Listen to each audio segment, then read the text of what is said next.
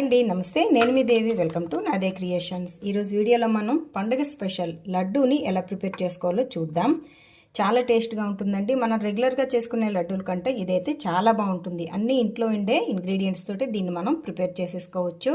పండుగ రాబోతుంది కదండి, మనం ఎన్ని రకాలైన స్వీట్లు అలాగే స్పైసీ ఐటమ్స్ తయారు చేసిన లడ్డూకు ఉండే స్పెషాలిటీయే వేరు.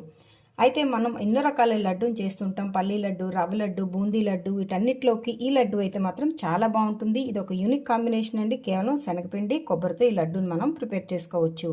చాలా టేస్టీగా ఉంటుంది. మీరు ఒక్కసారి తప్పకుండా దీన్ని ట్రై చేయండి. మరి ఎంతో టేస్టీగా సింపుల్గా ఈ శనగపిండి కొబ్బరి కాంబినేషన్లో లడ్డూని ఎలా ప్రిపేర్ చేసుకోవాలో ఇప్పుడు మనం వీడియోలో చూద్దాం. లడ్డు తయారు చేసుకోవడం కోసం స్టవ్ మీద ఇలా ఒక కడాయిని పెట్టుకుని దాంట్లో ఒక స్పూన్ వరకు నెయ్యిని యాడ్ చేసుకుని ఇది కొద్దిగా మెల్ట్ అవనివ్వండి. ఇలా నెయ్యి మెల్ట్ అయిన తర్వాత దీంట్లో పచ్చి కొబ్బరిని వెనక నుండే బ్రౌన్ పాట్ తీసేసి ఇలా మిక్సీలో పొడిగా చేసుకుని వేసుకోండి. ఒక కప్పు వరకు. మీరు కావాలంటే బ్రౌన్ పాట్తో కూడా చేసేసుకోవచ్చు. లేదు అంటే మీరు ఎండు కొబ్బరి పొడిని బజార్లో దొరుకుతుంది కదా, దాన్ని తెచ్చుకొనైనా వేసుకోవచ్చు. ఇది మొత్తం మనకి పొడిగా అయ్యి మంచి ఫ్లేవర్ వచ్చేంత వరకు ఫ్రై చేసేయండి. చూడండి, ఇది మనకి పొడిగా అయిపోయింది. అలాగే మంచి ఫ్లేవర్ వస్తుంది కదా. ఇప్పుడు దీన్ని ఒక బౌల్లోకి ట్రాన్స్ఫర్ చేసేసుకుందాం.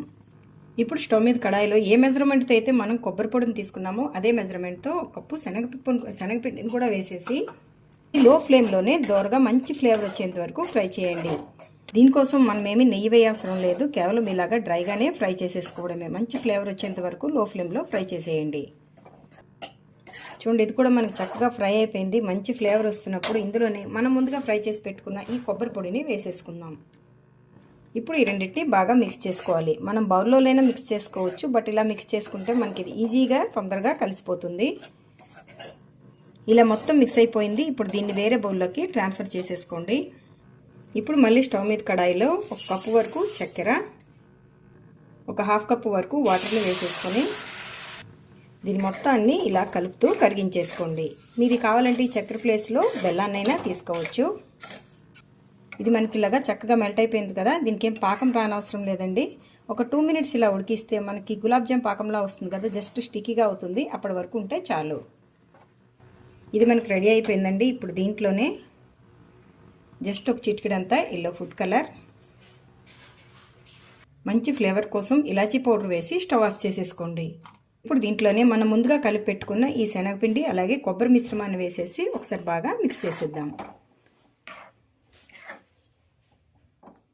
చూడండి, ఇదిలా మొత్తం కలిపేసాం కదా. ఇప్పుడు కొద్దిగా నెయ్యిని యాడ్ చేసుకుని ఒకసారి కలిపేసుకున్న తర్వాత కొద్దిగా గోరువెచ్చగా అయ్యేంత వరకు దీన్ని పక్కన పెట్టేసుకోండి. మీకు కావాలంటే ఇందులో డ్రై ఫ్రూట్స్ని కూడా చిన్న ముక్కలు కట్ చేసి యాడ్ చేసుకోవచ్చు. టేస్ట్ బాగుంటుంది.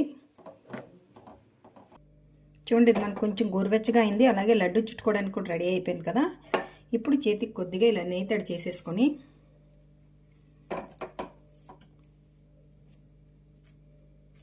ఇలా లడ్డూలా మీకు కావాల్సిన సైజులో చుట్టేసుకోవడమే. అంతే, మనకి టేస్టీగా లడ్డు అయితే రెడీ అయిపోయింది. ఇలా మొత్తాన్ని చుట్టేసుకుందాం. అన్నిటిని ఇలా చుట్టేసుకుంటే టేస్టీగా ఉండే కొబ్బరి శనగపిండి లడ్డు మనకి రెడీ అయిపోయింది. చాలా బాగుంటుందండి. రెగ్యులర్గా తినే లడ్డు కంటే కూడా ఇది చాలా టేస్ట్గా ఉంటుంది. ఈ పండగకి మీరు తప్పకుండా దీన్ని ఒకసారి ట్రై చేయండి. మరి ఈ రెసిపీ మీకు నచ్చితే ఒక లైక్ కొట్టి మీ ఫ్రెండ్స్తో ఈ రెసిపీని షేర్ చేయండి. మరిన్ని టేస్టీ రెసిపీస్ కోసం నాదే క్రియేషన్స్ని సబ్స్క్రైబ్ చేసుకోండి. Thank you for watching.